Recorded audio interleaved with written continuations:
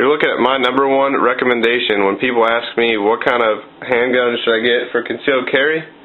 I tell them a KEL TEC PF-9. And I say this for a few reasons.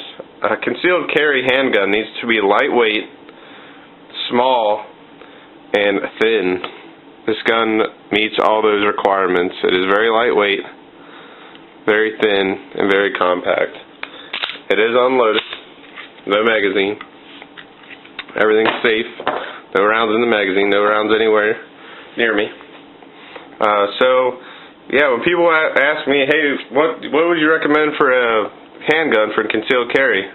I pretty much say this: if they want a semi-automatic handgun, I tell them the KEL TEC PF-9. You can pick them up for about $300 at gun shows and pretty much anywhere now, maybe cheaper. Prices are coming down, it seems, and you know, it pretty much covers all the bases when it comes to your concealed carry needs. The magazine holds 7 rounds. You can get one in the chamber, so that's 8 rounds. It's standard magazine capacity for a gun of this type. It's very lightweight. Unloaded, the gun weighs about 13 ounces. Then when you load the magazine, you come up with about 5 ounces, so you'll have an 18-ounce gun, which is about as light as it gets, I think. If I'm mistaken, somebody please let me know if there's a lighter gun out there. But for a 9mm handgun, that's about as light as you can get.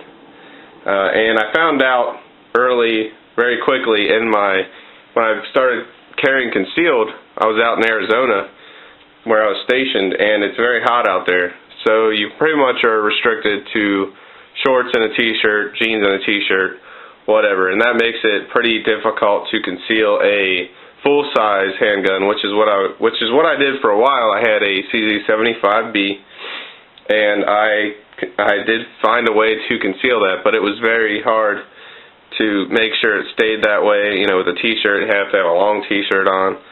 So I found out very quickly, as soon as I picked up I had a Phoenix Arms HP-22, and I had a wallet holster for it, and I found out that because it was lighter, smaller, and more convenient to carry, and it didn't weigh me down so much, that I would opt to carry a 22 over a 40 caliber pistol just because it was lighter and more convenient. That's pretty much, you know, and it sounds, you know, kind of interesting to say that, but that's how it's going to be for you, and I'm sure a lot of people that have concealed carry, you know, are carrying will agree with me on that point. That it's got to be lightweight, it's got to be small, and it can't be a nuisance to put on. If you got to put on a complicated holster, and then you always got to adjust it while you're wearing it, you need to find a different gun or a different holster. You should put it on and not really mess with it. I mean, you know it's there, but you shouldn't know that it's there because it's weighing you down. So this is definitely a gun that will accomplish that and still, you know, let you exercise your Second Amendment rights to bear arms. So, you know, definitely a highly recommended gun by me. This is on loan from my father. I got this for him when he was wanting to get into concealed carry. I said, hey, this is a, you know, good quality firearm, but it's at a value price. You know, $300 is, you know, as much. I probably wouldn't pay any less than that. I know there are some other guns out there that are less than that. I think Taurus makes one, but you know, for the value and for what you you get for that money is a gun that is flawless. We probably shot about 300-400 rounds through it. No malfunctions. It's a pretty easy gun to get used to. I will say that at first, you got to learn how to manage that recoil, get your grip right, and practice manipulating that trigger pull, because it is a very long trigger pull. Like I said, the gun is unloaded, so I'm going to show you that trigger pull, and you'll see what I mean. And it's really long, but it's for a good reason. The gun does not come with any external safeties. Your only safety is that trigger pull. And you're like, whoa, wait a minute, it doesn't have a safety on it?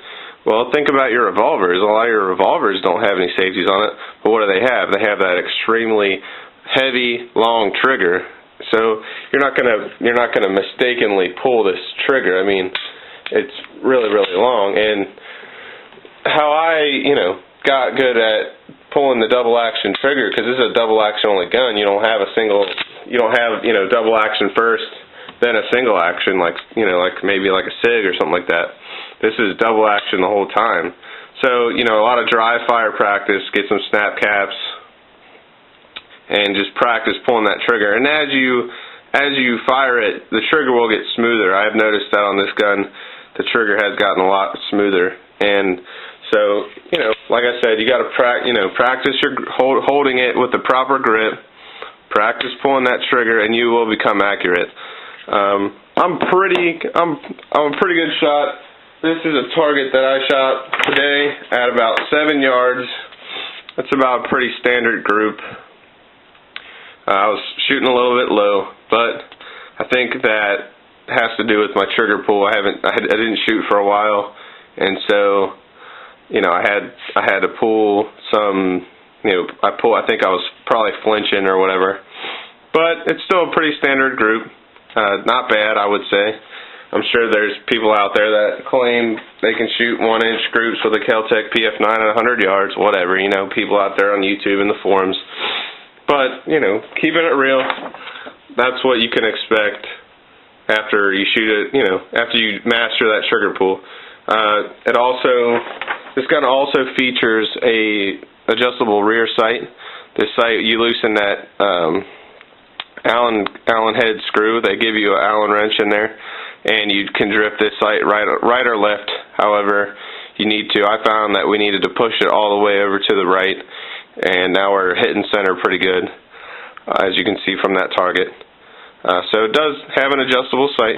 It breaks down fairly easily, not as easy as some of the other guns that I own and have messed with. So what you got to do is, I use a screwdriver or something. You can also use like a brass case.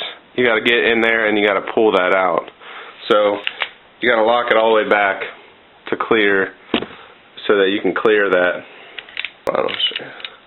So when you pull the slide back all the way to lock, and then you can pull this out just like that, pretty easy.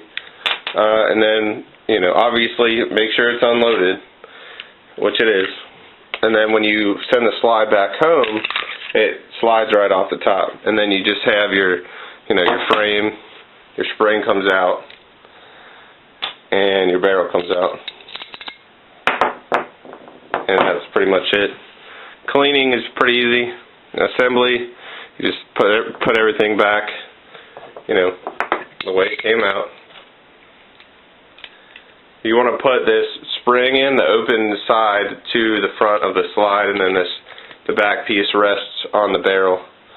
And then when you get that back in there like that, and lock it back when you put the pin back in, you need to make sure that you pull the slide back. It's at lock, but you got to pull it back just a little bit further. Your pin will snap in there, and then you're ready to go again. So it's pretty simple. It's a little bit different than some other guns that I have, namely like say the KAR PM-9, where it's the basic style. You pull the slide back, push the slide lock pin back out, and then it comes apart like that. But it's not hard. Read the manual. I had to read the manual on that because it's a little bit different. But once you figure it out, it's just like anything else. It's pretty easy. So, like I say, it's easy to maintain. It comes at a good value, about $300 or less at the gun shows. And maybe you can find one used somewhere. I don't know. They got a couple hundred rounds through it, no malfunctions, dependable. It's a quality product. KEL TEC makes a lot of quality stuff. So, there's your KEL TEC PF-9 review. Thanks for watching. Anytime you have a weapon that's built for concealed carry, it's going to be very light and very compact, which is going to make it snappy. Even with a 9mm chambering, it's going to be quite a bit more, there's going to be quite a bit more recoil with it, but it's manageable, and it's a great choice for concealed carry.